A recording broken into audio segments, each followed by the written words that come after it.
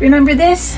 This is my chiller for the bed. There's a pad right under here that has water running through it, and it chills by an evaporative process, and we're going to try it out this weekend, as long as it stays below 100 degrees.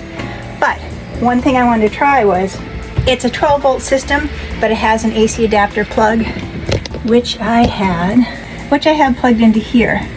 That means I had to run the inverter, and the inverter changes battery power to 110 volt power, which is then changed back to 12 volt, which seems hugely inefficient. I poked around on Amazon, as one does, and I found a little doohickey here that lets me plug in 12 volts, and I think that thing is running 8 watts, and this thing is rated for 10 watts.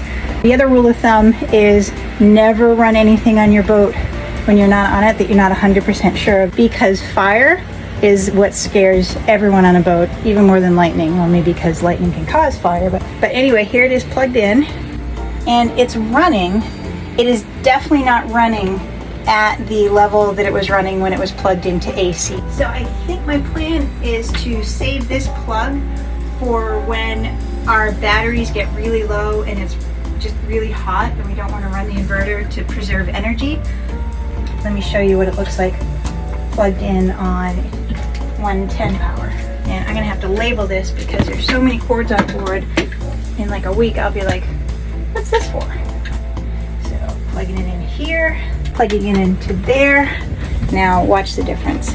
Yeah, it's definitely moving air a lot faster. And in this case, it's plugged into the wires that came with it a lot. I trust it more.